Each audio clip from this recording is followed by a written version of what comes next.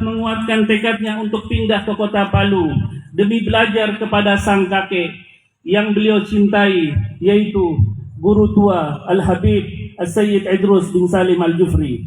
Mendengar tekad sang anak yang begitu kuat untuk belajar ke kota Palu, sang bibi juga yang sedang merawat Habib Segaf saat itu, yang bernama Syarifah Ruqayyah binti Talib Al-Jufri, beliau mengatakan kepada Habib Segaf, "Ya Segaf, engkau mau pindah ke kota Palu. Di sana hutan, sering mati lampu, dan kau tidak ada persiapan pakaian untuk pergi ke kota Palu." Habib Segaf yang telah membulatkan tekadnya untuk pergi ke Palu mengatakan kepada sang bibi, "Tidak menjadi masalah. Adapun baju nanti saya bisa beli di Makassar." Walaupun pada saat itu sebenarnya Habib Segaf belum pernah berkunjung ke kota Makassar, namun dengan menenangkan hati sang bibi, Habib Segaf siap untuk berangkat dengan berbagai risiko yang beliau akan terima. Sesampainya beliau di kota Palu, Habib Segaf belajar dengan tekun kepada sang kakek.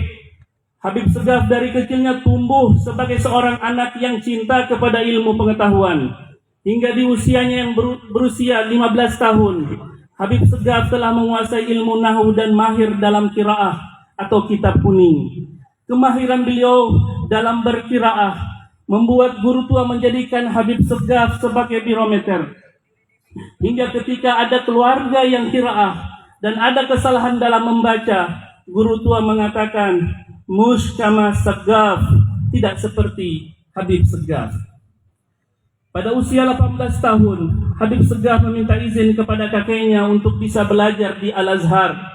Habib Idrus mengizinkan kepada cucunya itu untuk pergi, seraya mengatakan, "Ilaiha farhala biqawi azmin, fa inna amamakum kan min muridi." Pergilah engkau dengan tekad yang kuat, karena di masa nanti banyak sekali orang yang ingin mengambil manfaat darimu.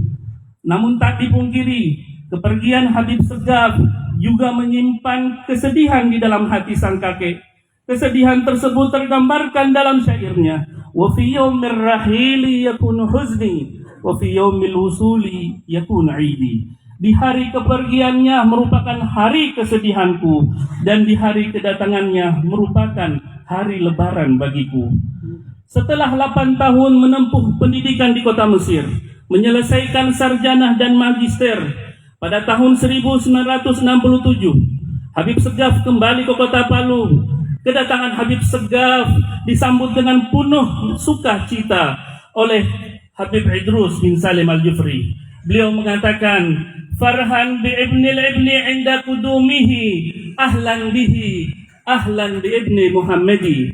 Hatiku gembira dengan kedatangannya anaknya Habib Muhammad. Selamat datang, wahai anaknya Habib Muhammad. Dan kemudian Habib Segaf mendapatkan Dr. Honoris Causa dari Insania University Kedah, Malaysia. Selang beberapa tahun, Habib Segaf mendapatkan gelar profesor dari universitas yang sama. Habib Segaf ditunjuk oleh guru tua menjadi ketua umum PB Al-Khairat ketika beliau masih berada di Mesir dalam muktamar pertama di Ampana. Kemudian pasca meninggalnya Habib Muhammad, Habib Segaf meneruskan estafet perjuangan kakeknya dan dibaiat menjadi ketua utama pada bulan Juli 1980 Masehi. Dalam kepemimpinannya, Habib Segaf sangat menghargai orang yang bekerja dengannya, terbuka dan menerima saran, berdiskusi sebelum mengambil keputusan, mengamalkan daripada sikap Rasul sallallahu alaihi wasallam. Karena Rasulullah sallallahu alaihi wasallam aktsaru musyawaratan ala ashabi. Nabi Muhammad merupakan sosok yang banyak berdiskusi dengan sahabatnya. Habib Segaf sosok pemimpin yang mencurahkan tenaga, waktu dan pikiran untuk Al-Khairat. Pada tahun 1970 Masehi, ketika Al-Khairat mengalami krisis finansial, Habib Segaf berjuang yang membuat beliau pergi ke luar negeri untuk mencari bantuan dana, dan bahkan untuk membeli tiket perjalanan pun Habib Segaf sampai berjualan. Tak hanya sampai di situ, pada tahun 1999 Habib Segaf tak pernah mengambil gajinya dari kantor PB Al-Khairat karena gajinya beliau berikan untuk guru-guru honorer. Ketika ayahandanya Habib Muhammad meninggal dunia, Al-Khairat berjumlah 700 madrasah, dan ketika Habib Segaf meninggal dunia, jumlah Al-Khairat adalah 1400 madrasah.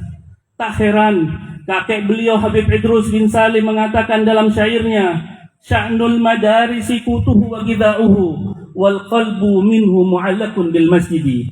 Perkara yang berkaitan dengan madrasah dan pelajaran adalah makanan pokoknya, dan hatinya selalu terikat dengan masjid. Semangat beliau dalam membangun madrasah tak membuat beliau lupa bahwa tujuan daripada madrasah agar masyarakat menghidupkan masjid. Sebagaimana yang Habib Idrus katakan, "Buyinatil madarisu li ajlil masajid." Madrasah dibangun untuk menghidupkan masjid-masjid. Suatu ketika Habib Segaf ditanya oleh saudagar orang yang kaya, "Habib, saya mempunyai rezeki, yang mana saya utamakan, membangun masjid atau madrasah?" Habib Segaf tidak mengatakan bangunlah madrasah, tapi yang beliau katakan adalah yang diutamakan adalah sesuai dengan kebutuhan masyarakat. Kalau di suatu daerah belum ada masjid, maka utamakanlah masjid. Dan bila di suatu pemukiman sudah terdapat masjid yang dapat menampung seluruh jamaah, maka sediakanlah sarana dan prasarana pendidikan. Perjuangan beliau tak sebatas mengembangkan madrasah Al-Khairat, memikirkan gaji guru, dan menghidupkan kembali madrasah yang mati.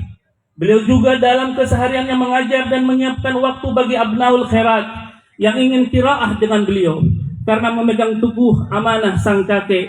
"Fasrif zamanaka fi ta'alimil wara, la tabtagi badalan li hadzal maqsadi." Gunakanlah waktumu untuk mengajar para santri, jangan engkau mencari pengganti dari tujuan ini. Sya'nul madaris kutuhu wa ghidha'uhu. Begitulah Habib Segaf, mengajar adalah makanan dan asupannya. Habib Segaf seorang guru. Habib Segaf juga meninggalkan kesan yang sangat hebat. Habib Segaf tak pernah memukul murid-muridnya, dan murid-muridnya mengetahui bahwa gurunya Habib Segaf kapan akan marah, dan saat seperti apa beliau marah, dan bagaimana keadaan beliau ketika marah. Di antara tanda ketika beliau marah, wajah beliau memerah. Ketika bersalaman, maka yang dikasih hanya ujung jari. Atau ketika seseorang tersebut biasa disuruh untuk mengerjakan suatu hal, beliau mendadak, Habib tidak lagi menyuruhnya. Itulah Habib Segaf, merupakan sosok yang hatinya tak ada kecenderungan terhadap dunia.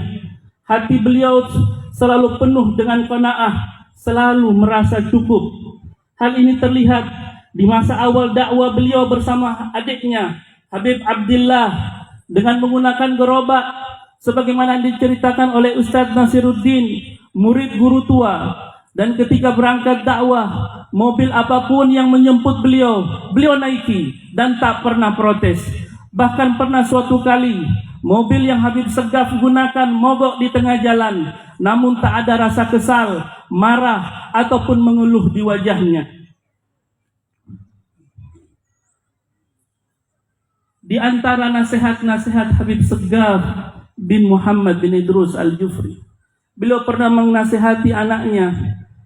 Beliau katakan, "Jangan kotori hatimu dengan kebencian."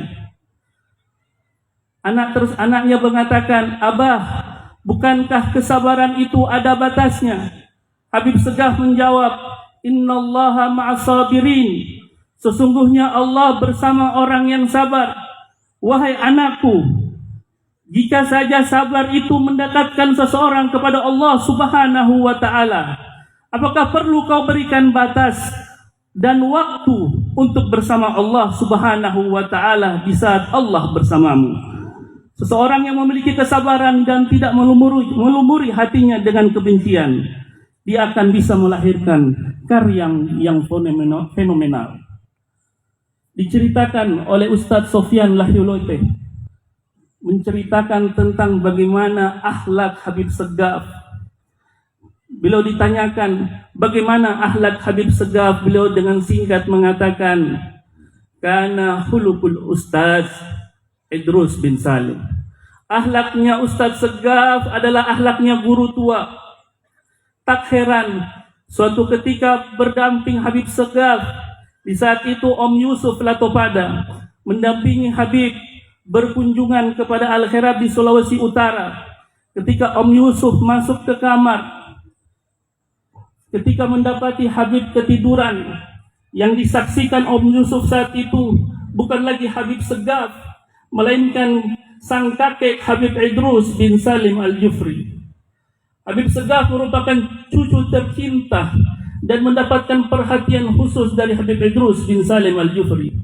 Ketika Al-Khairat mendapatkan masalah yang begitu berat, Habib Abdullah melihat sang kakek dalam mimpi. Kemudian Habib Idrus mengatakan kepada Habib Abdullah, "Ya Abdullah, Sa'id Saqaf." Wahai Habib Abdullah, bantulah Habib Segaf. Habib Segaf juga merupakan cucu yang telah mendapatkan kesaksian ridho dari sang kakek. Menjelang wafatnya, sang kakek guru tua mengatakan, "Ya Segaf, radaitu anka zahiran wa batina." Wahai Segaf, saya telah ridho secara zahir maupun secara batin. Hari kesedihan telah tiba.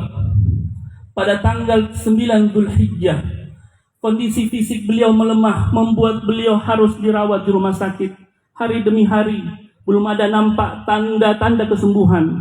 Namun yang mengherankan, di saat keadaan Habib Segaf melemah, Habib memerintahkan salah satu daripada anaknya untuk membaca kitab Mukhtasar Ihya, bahkan sempat menghantamkan Adab Sulukul Murid, karangan Al-Imam Abdullah bin Ali Al-Haddad. Yang membuat takjub, ketika dibacakan kitab, Habib Segaf kembali menampakkan semangat dan keadaan beliau yang melemah seketika itu menguat. Dan ketika selesai dibacakan kitab, Habib kembali seperti keadaan semula, hingga isyarat akan berkumpulnya beliau bersama sang kakek telah tiba. Ketika Habib Segaf mengatakan dengan lantangnya, "Ya Habib Idrus, adaitul amanah." Wahai Habib Idrus, aku telah jalankan amanatmu. Pada tanggal 24 Zulhijjah 3 Agustus 2021, jiwa yang bersih, jiwa yang suci itu menghembuskan nafas terakhir, kembali berpulang ke rahmatullah. Wahai Abnaul Khairat, berpulangnya Habib Segaf telah meninggalkan ilmu dan amal sebagai tanda bahwa sesungguhnya almarhum selalu berada bersama kita. Oleh karenanya, dengan menjadikan kekuatan mahabbah, kekuatan cinta, maka dipastikan kita selalu terhubung kepada almarhum di dunia maupun di akhirat kelak. Semoga Allah menghujani pusara beliau dengan rahmatnya dan menempatkan beliau ke tempat dan di tempat luhurnya dalam surganya. Kita camkan nasihat-nasihat beliau dan sungguh-sungguh berusaha mengamalkan dalam hidup kita seperti yang dikatakan oleh Habib Ali bin Muhammad Al-Habsyi, bahwa pertemuan seperti ini tidak ada manfaatnya apabila kita tidak mau berusaha memanfaatkannya untuk dijadikan pegangan dan suri tauladan yang harus kita ikuti.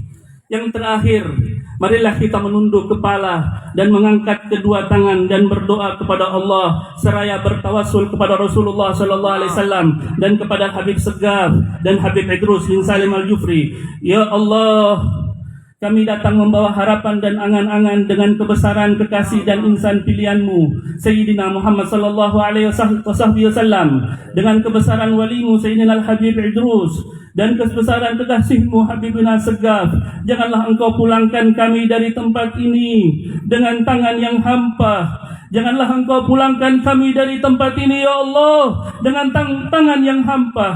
Kami menyadari ya Allah bahwa lisan kami berlumuran dosa, tangan kami terkotori oleh noda. Kami hanyalah orang-orang yang banyak lalai, yang banyak melanggar laranganmu, mengabaikan perintahmu. Kami tidak layak mendapatkan surgamu ya Allah, merasa tidak pantas untuk mendapatkan pahalamu. Ya Allah, kami rindu rahmat dan ampunanmu. Karena itulah ampunilah dosa-dosa kami ya Allah, dosa-dosa kedua orang tua kami yang masih hidup maupun yang telah wafat. Ampunilah dosa istri dan anak-anak kami. Jadikanlah kami dan mereka semua dan seluruh yang hadir di hall ini menjadi orang-orang yang baik dan cinta kepada kebaikan. Ya Allah, jadikanlah kami dan anak-anak kami cinta kepada ilmu. Jauhkanlah mereka dari minuman keras, jauhkan mereka dari narkoba, jauhkan mereka dari perzinaan dan segala perbuatan yang tidak terpuji. Hiasi mereka dengan akhlak yang baik, ya Allah. Ya Rabb, perbaikilah keadaan kami, keadaan para wanita dan pemuda kami kepada keadaan yang lebih baik. Hiasi para wanita kami dengan hijab dan rasa malu. Hiasi pemuda kami dengan adab dan ilmu.